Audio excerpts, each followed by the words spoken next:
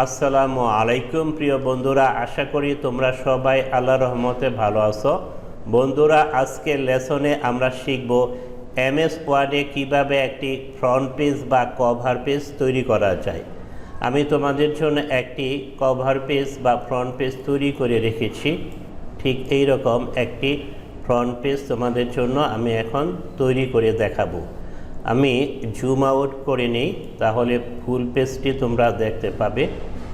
Zoom out করলাম, 55% করলাম, এখন ফুল পেজটা আমরা দেখতে পাচ্ছি। ঠিক এই রকম আমরা একটি ফ্রন্ট পেজ বা কভার পেজ তোমাদেরকে কিভাবে তৈরি করেছি সেটা দেখাবো। সেটা দেখে যাতে তোমরা নিজেরা ফ্রন্ট পেজ বা কভার পেজ তৈরি করতে পারো এবং নিজেরা ব্যবহার করতে পারো। তো চলো শুরু করি।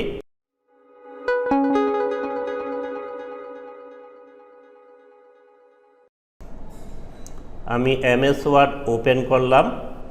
এইবার আমি পেজ সেটআপটা করে নিই। পেজ সেটআপ করার জন্য মেনু বারের লেআউটে যাব। লেআউটে ক্লিক করার পর এই যে পেজ সেটআপ একটা সেকশন আছে, এখানে কয়েকটি অপশন আছে, মার্জিন, ওরিয়েন্টেশন, সাইজ, কলামস। আমরা প্রথমে পেজের সাইজটা নির্ধারণ করে দিই। পেজের সাইজ আমরা A4 আছে, A4ই রাখবো। এবার মার্জিনটা সেট আপ করবো। মার্জিন সেট আপ করার জন্য মার্জিন অপশনে যাব। এখানে অনেকগুলো ডিফল্ট অবস্থায় মার্জিন দেওয়া আছে। আমরা নর্মাল আছে চারদিকেই 1 ইঞ্চি করে, আমরা ন্যারো এই অপশনটা নিব। চারদিকে 1/2 ইঞ্চি করে মার্জিন দেওয়া আছে। আমি ন্যারোতে ক্লিক করলাম। এবার আমার পেজ সেট আপটা কমপ্লিট হয়ে গেল। এখন আমরা স্কুল বা কলেজের নাম লিখব। নাম লেখার জন্য আমি মেনু বারের ইনসার্ট মেনুতে ক্লিক করব। ইনসার্ট মেনুতে ক্লিক করার পর একেবারে ডান দিকে চলে যাব। ডান দিকে চলে গেলে এই যে ওয়ার্ড আর্ট নামে একটি অপশন আছে, এখানে ক্লিক করব। তো এখানে অনেকগুলো ডিজাইন আছে, আমি প্রথমটাই নিলাম। এই যে ইউ টেক্সট হিয়ার, এখানে আমরা আমাদের স্কুল বা কলেজের নাম লিখব। এখন আমাদের নিজেদের স্কুল বা কলেজের নাম লেখার জন্য আমি প্রথমে হোমে যাব। হোমে যে এই যে ফন্ট আছে, আমি ফন্টটা চেঞ্জ করে নিব। আমি টাইমস নিউ রোমান এটা নিলাম, আর ফন্টের সাইজটা নির্ধারণ করে দেই। 36 আছে, 48 করে নিলাম। এবার আমি এই যে সিলেক্ট থাকা অবস্থায় আমি আমার স্কুল বা কলেজের নাম লিখব। আমি কিবোর্ডের ক্যাপস লকটা অন করে দিলাম যাতে সবগুলি অক্ষর ক্যাপিটাল লেটার হয়। এবার আমি আমার স্কুল বা কলেজের নাম লিখব। আমি স্কুলের এবং কলেজের নামটা লিখে ফেললাম। এখন আমি এটার একটা টেক্সট এফেক্ট দিব। টেক্সট এফেক্ট দেওয়ার জন্য এটার উপর ক্লিক করে শেপ ফরম্যাটে যাব। তারপর এই যে দেখো এখানে অপশন আছে টেক্সট এফেক্টস, এখানে ক্লিক করব। তারপরে নিচে চলে যাব, দেখো ট্রান্সফর্মে সিলেক্ট করে একেবারে ডান দিকে দেখো কয়েকটি ডিজাইন আছে, ফলো পাথ, আমি প্রথমটা নিব। এবার আমি কি করব, র্যাপ টেক্সটটা করে নিই। এটা সিলেক্ট থাকা অবস্থায় এখানে র্যাপ টেক্সট আছে, ইন ফ্রন্ট অফ টেক্সট, এটা করে নিলাম। এখন আমরা এটা অ্যাডজাস্ট করতে পারবো।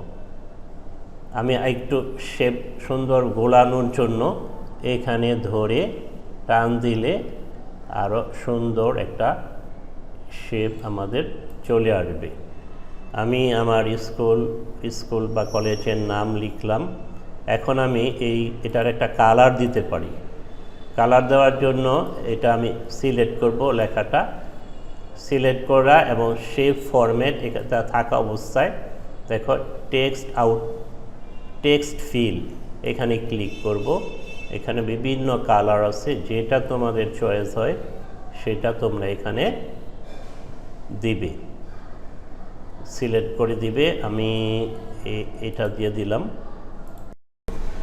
টেক্সটের কালারটা একটু হালকা হয়ে গেছে, এটা লাইট ব্লু আছে, আমি ডার্ক ব্লু করে দিব। এই জন্য আমি টেক্সটটাকে আগে সিলেক্ট করব, সিলেক্ট করে সে ফরম্যাটে যাব, টেক্সট ফিল এখানে যেয়ে এই যে লাইট ব্লু আছে আমি ডাইরেক্ট ব্লু করে দিলাম। এবার আমার টেক্সটের কালারটা একটু গাঢ় হয়ে গেল। এখন আমি প্রতিষ্ঠানের একটি লোগো এখানে ইনসার্ট করব। এই জন্য কী করব, মেনু বারের ইনসার্ট মেনুতে যাব, পিকচার, ডিস্ক ড্রাইভ। আমার কম্পিউটারের যে ফোল্ডারে বা ফাইলে আমার লোগোটি আছে সেখানে সিলেক্ট করে দিব। আমি স্কুল লোগো এখানে সিলেক্ট করে ইনসার্ট মেনুতে ক্লিক করলাম। আমি এটাকে মুভ করে উপরে নিয়ে আসব, কিন্তু তার আগে আমাদের এটাকে র্যাপ টেক্সট করে নিতে হবে। এই লোগোটা সিলেক্ট থাকা অবস্থায় র্যাপ টেক্সটে ক্লিক করে এখানে ইন ফ্রন্ট অফ টেক্সট দিব। এবার আমি এটা অ্যাডজাস্ট করে দিব, মুভ করে আমি লোগোটাকে একটু ছোট করে নিই।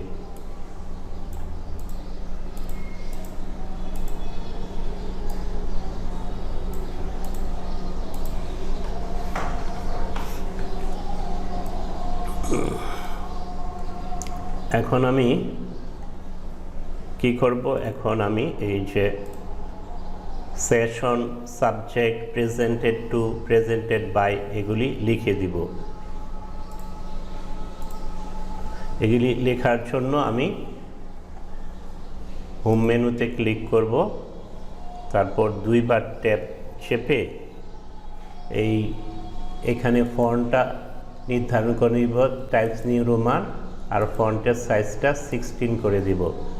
এখন লিখব সেশন, ক্লোন দিয়ে কিবোর্ডের মাইনাস বাটন চেপে ধরলে এরকম দাগ আসবে।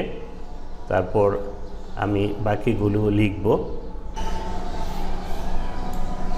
আমি session, subject, presented to, presented by এগুলো লিখে দিলাম। এবার আমি একটি শেপ আঁকাবো। শেপ আঁকানোর জন্য ইনসার্ট মেনুতে ক্লিক করব, শেপ। এই শেপটা আমরা নিব, এটা হচ্ছে রাউন্ডেড কর্নার। এই শেপটা ক্লিক করে আমরা এখানে শেপটা আঁকাবো। এখন এইখানে আমার লেখার জন্য প্রথমে কি করব, আমি শেপ ফিলটা উঠিয়ে দিব। শেপ ফিলটা উঠিয়ে দেওয়ার জন্য আমি এই শেপের উপর ক্লিক করে এই যে shape format, shape fill, no fill করে দেব। এখন এটার ভিতর লেখার জন্য আমি এই মাউসের ডান বাটন ক্লিক করে সিলেক্ট থাকা অবস্থায় মাউসের ডান বাটন ক্লিক করে অ্যাড টেক্সট করে দিব। এখন আমার কার্সরটা মাঝখানে আছে, আমি হোমে যেয়ে লেফট অ্যালাইনমেন্ট করে দিব। আর কি করব, এই যে টেক্সটের যে কালারটা এটা থিম কালার কালো করে দিব।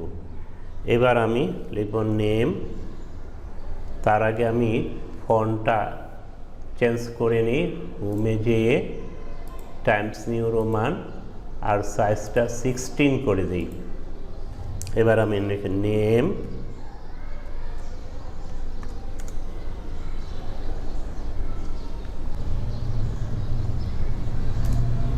ক্লাস,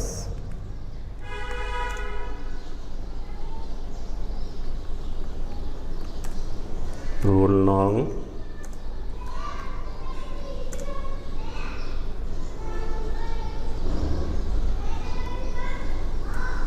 রেজিস্ট্রেশন নং,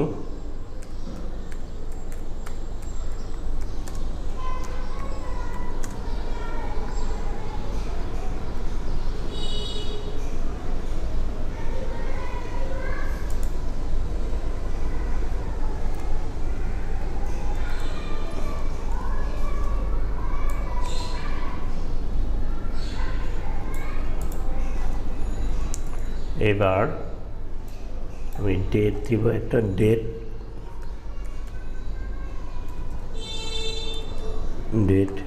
লেখার জন্য for signature।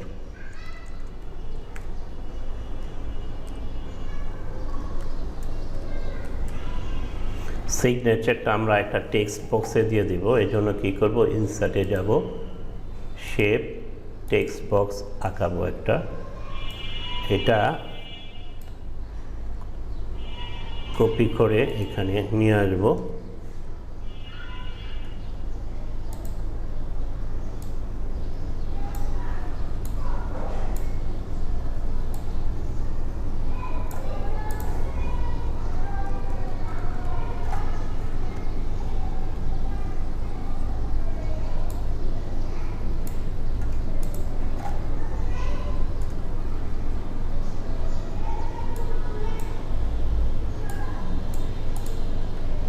এখন কি করব, যে টেক্সট বক্সের লাইনটা উঠিয়ে দেব, এটাকে সিলেক্ট থাকা অবস্থায় shape format, shape outline, no outline, shape fill, no fill করে দেব। আমার মোটামুটি ফ্রন্ট পেজটা তৈরি হয়ে গেল। এখন আমি একটা পেজ বর্ডার দিয়ে দেব। পেজ বর্ডার দেওয়ার জন্য আমি ডিজাইনে ক্লিক করব, ক্লিক করে একেবারে ডান দিকে দেখো পেজ বর্ডার আছে, পেজ বর্ডারে ক্লিক করে বর্ডার অ্যান্ড শেডিং স্টাইল, বিভিন্ন স্টাইলের বর্ডার আছে, আমরা এখান থেকে একটি সিলেক্ট করে দিব। আমি এটা দিয়ে দিলাম। আর এই বর্ডারের একটা কালারও আমরা দিতে পারি, কালারটা হালকা ব্লু দিয়ে দিলাম। আর উইথ, এই বর্ডারের উইথ তো আমরা নির্ধারণ করে দিতে পারি, ওকে দিলাম। আমার বর্ডার হয়ে গেল। এবার আমরা একটা পেজের কালার দিতে পারি। পেজের কালার দেওয়ার জন্য এই ডিজাইনে থাকা অবস্থায় একেবারে ডান দিকে আসলে পেজ কালার আছে, এখান থেকে আমরা যে কোনো কালার তোমার যেটা পছন্দ হয় সেটা এখান থেকে দিয়ে দিবে, যেই কালারই পছন্দ হয়। আমি ব্লু গ্রে দিয়ে দিলাম। এই যে এবার আমি জুম আউট করে দেখি, হ্যাঁ, আমার একটা ফ্রন্ট পেজ কমপ্লিটলি তৈরি হয়ে গেল। তোমরা এইভাবে যে কোনো একটি ফ্রন্ট পেজ তোমরা এমএস ওয়ার্ডে তৈরি করবে এবং নিজেদের কাজে ব্যবহার করবে। তো বন্ধুরা, আশা করি তোমাদের আজকের লেসনটি ভালো লেগেছে। যদি ভালো লেগে থাকে তাহলে লাইক করো, কমেন্ট করো, শেয়ার করো, সর্বোপরি সাবস্ক্রাইব করো। তোমাদেরকে অসংখ্য ধন্যবাদ জানিয়ে এবং আগামী ক্লাস দেখার আমন্ত্রণ জানিয়ে শেষ করছি। আল্লাহ হাফেজ।